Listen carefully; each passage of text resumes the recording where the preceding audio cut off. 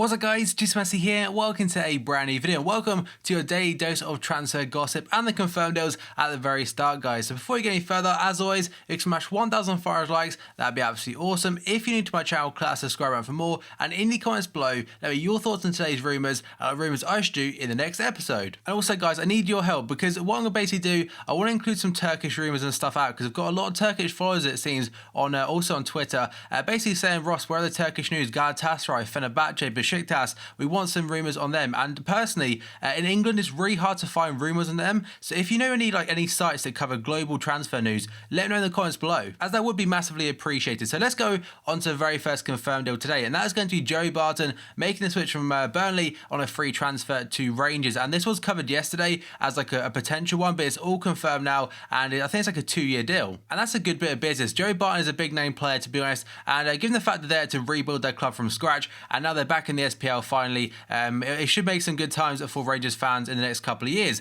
Next one though is going to be a player, it's not a FIFA Ultimate Team. He's called Sionku, I think that's his name. He joined Freiburg though from a club called Nordu. I butchered that, but I can't say the team name. He's not a FIFA like I mentioned. 2.5 million euros is the fee, and it's a 5-year deal. And the picture on your screen may not be a player of any stats or anything, because seriously, I don't know what he's like in real life, and he's never been on FIFA Ultimate Team. Next up, we have got KARIUS, a German goalkeeper, finally making the switch on a permanent basis to Liverpool for £4.7 million as a fee on a 5-year contract or long term. And I'm buzzing about this one. It means Mignolet is not going to be our #1 goalkeeper anymore, and this guy apparently is very good. I've not seen much of him, but just 22 years old, and he's very highly rated. And by that I mean in real life, not his FIFA rating guys. And also over the last couple of days, in fact, he was voted the second best goalkeeper in the Bundesliga, and that is obviously voted by his peers, the fellow players. So that says something, and to be honest, to me it is so right. He's very highly rated by other players. Now we go on to another player. This time it's going to be Lionel Vangioni, a left back on FIFA that's very good. Today, or yesterday should I say, it made the switch to AC Milan on a free transfer from River Plate, and that one is awesome for FIFA Ultimate Team because he's a fantastic left back and now in a much better league. Previously, like I mentioned, played for River Plate in the Argentine league. Now we go on to two releases. They're both from Bournemouth. The very first one, Sylvain Distin, he's getting on a little bit. I don't really think he played too much last season, but in the year he was there, had a decent amount of experience in the Barclays Premier League. In the final one, we've got Stefan Zuba, a Frenchman, again from Bournemouth, being released. And now we move on to the potential deals. And the very first one is a huge one, and a lot of these, by the way, probably over the next couple of days, will be involving Manchester United. Simply the fact that Jose Mourinho has officially agreed terms and will be unveiled as a new manager very soon, which means there's going to be a lot of rumours flying about. And none other than Karim Benzema today is the very first one. And you may notice the other day, I think on Instagram, he put out a picture and it said, I think it's like a love heart and an M. And a lot of United fans like put some dots together. There's actually a picture of a Manchester United cushion, I think, in the background. I'll probably put on your screen right now.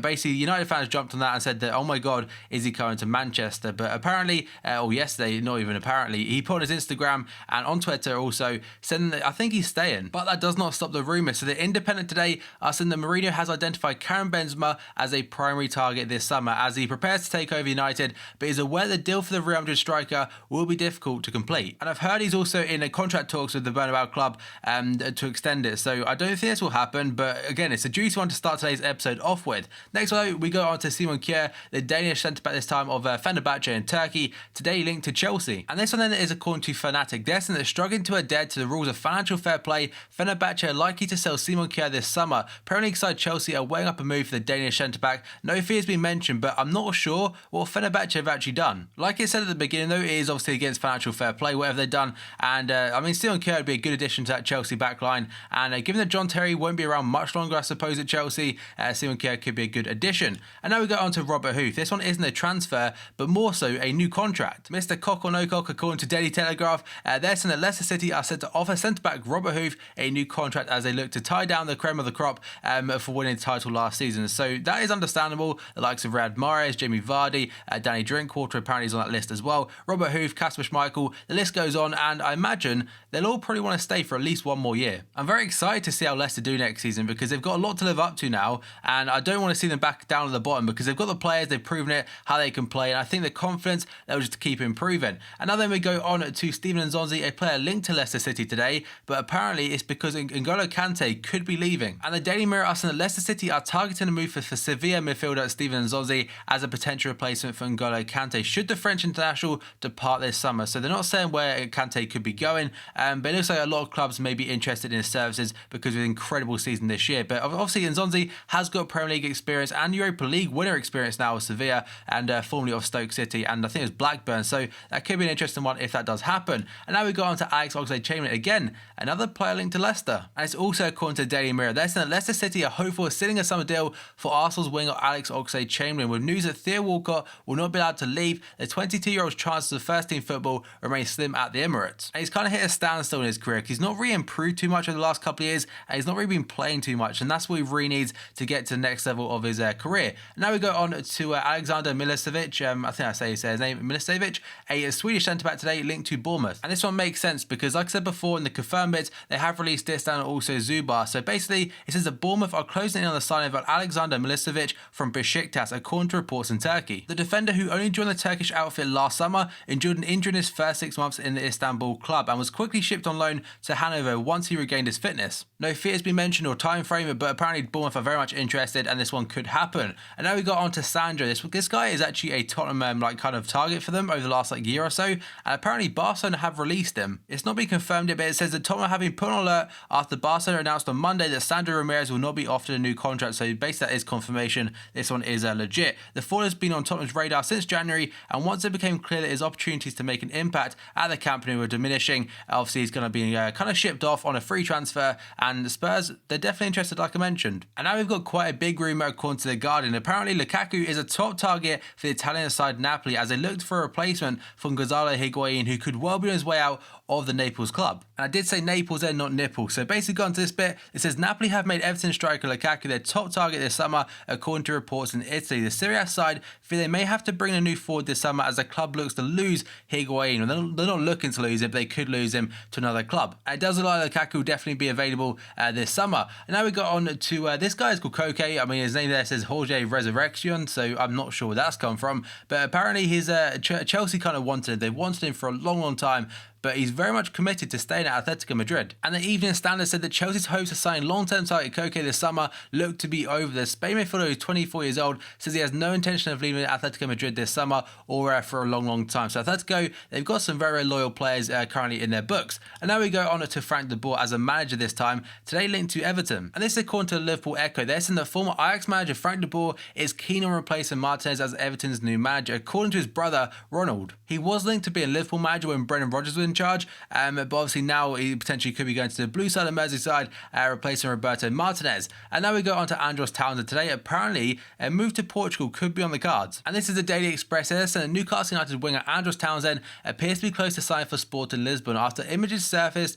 of him actually leaving England's training camp currently to get on a flight to Portugal. So apparently there's actually a Sky Sports guy that has denied this completely, and he apparently was at the training session today. So God knows where that one came from, but if it does happen, that'd be quite a cool one for Hybrids next FIFA, or even this FIFA when that card was potentially released. And then we have got Sergio Canós, a promising Liverpool youngster who was on loan at Brentford last season. He came back and played the final game of the season under Jurgen Klopp. And I think if I'm correct, I remember correctly, that at the end of that match, he said he wanted to kind of be a Liverpool, not a Liverpool legend, but make his name at Liverpool, basically. And now it looks like it's taken a bit of a turn for the worse for him, because according to Liverpool Echo, who are a very reliable source today, Sergio Canós could leave the club for just £4 million after reaching a stalemate over a new contract. And that sucks a little bit, because I was kind of looking forward to seeing Sergio Canós kind of flourish at Liverpool, as he's got bags of potential about him and a lot of ability, but it looks like that whole contract stuff could well ruin that very, very soon. And now we go on to Victor Fischer today, linked to the Premier League new boys Middlesbrough. And this is according to Daily Mail. Then they're saying that newly promoted Middlesbrough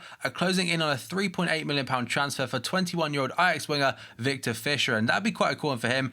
Long time, probably 2 years ago, he was linked to a lot of big Premier League clubs like Arsenal, Liverpool and stuff, but now apparently actually coming to Premier League now with Middlesbrough. And now we have got Marcelo Brozovic of, I think currently of Inter Milan, but on loan there from, Dinamo Zagreb, and today linked to Roma. And this one reads that Roma could hijack Arsenal's move for Dinamo Zagreb's midfielder Marcelo Brozovic, who spent last season on loan in Italy at Inter Milan, who I think apparently are also very much interested in making that one a permanent. And this one, according to The Guardian, came out of absolutely nowhere. And that is Joe Hart, today linked to Everton. And everyone knows Everton got taken over a few months ago, and apparently they've got as much money as Man City, basically, but that doesn't mean they've got enough money to spend because it's just how much the guy actually owns. So basically, according to this article, Everton is set to make an ambitious £40 million move for Man City goalkeeper Joe Hart this summer and offer him 200 grand a week. I mean, make of that what you will. What this rumour looks like to me is when you get them things on Twitter and Instagram where it's just like pick a number and that's the player you get. So say number 6 is Joe Hart, you get a number and that gives you Everton, which is like whatever number, and then the fee. So it looks like they kind of put 3 things together and go, you know what? That'll get in the paper. So I don't know whether this one is true or not. If it happens, it happens, and I'll look like a bit of an idiot.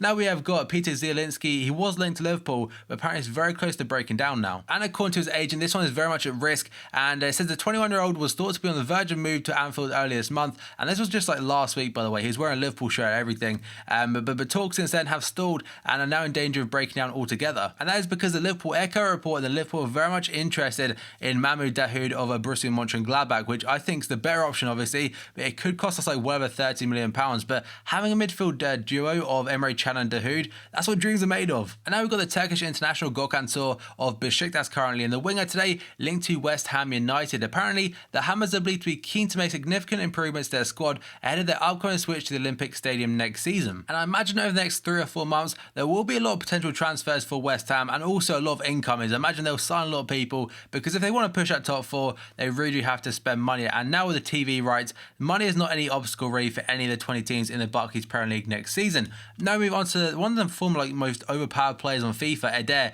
I think it's FIFA 14. He was incredible, and apparently today making the permanent switch to Lille. This one could even be confirmed. It says the Swansea have confirmed the striker Eder has agreed to join Lille on a permanent basis for an undisclosed fee. So this one potentially could have been the confirmed ones, but I didn't really see it until now. It says the 28-year-old has signed from the Swans, from Braga last summer and was loaned to Lille in January after making 15 appearances for the Premier League club. So I don't know, his Swansea career wasn't fantastic and it looks like he will spend the rest of the time in France. And now we go on to Marko Arnautovic of Stoke, and today he could potentially be leaving. So the chief executive of Stoke has said it's down to Marko Arnautovic whether he remains with the club or not. The winger has just 12 months left to run on his contract at the Britannia Stadium, but the Potters have offered him an extension to those terms. So he's been offered a new contract, and whether he accepts it or not, or just accept another transfer elsewhere, we'll have to wait and see. But whoever gets him, or if he stays, they've got a very good player on their hands. Then we've got Banega today linked to Inter Milan. And this one is all but done and dusted, and apparently according to the Sevilla boss Unai Emery, he has revealed that Banega will no longer play for Sevilla and has played his last match for them. I think it's actually images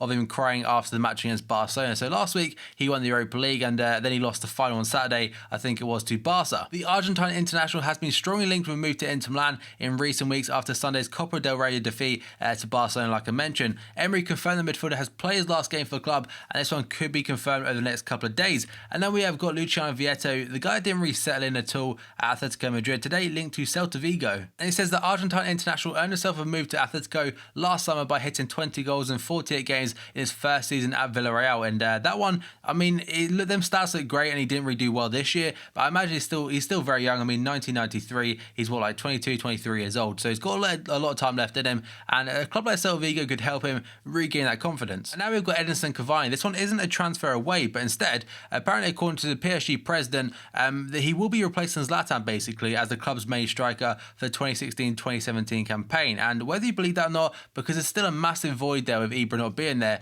I still think they're going to splash the cash in an attacking player either way. But it could mean they go all out for a big name winger and then move Cavani back into centre where he thrived at Napoli. So guys, that covers all today's potential transfers as well as the confirmed ones at the very beginning. So as always, if you can smash 1,500 likes, that'd be absolutely awesome. If you're to my channel, class subscribe button for more, and in the comments below, let me know your thoughts on today's rumours I should do in the next episode, guys. And also, if you missed my previous video, that'll be down below in the description box, guys. So thank you for watching this video, and I'll see you next time.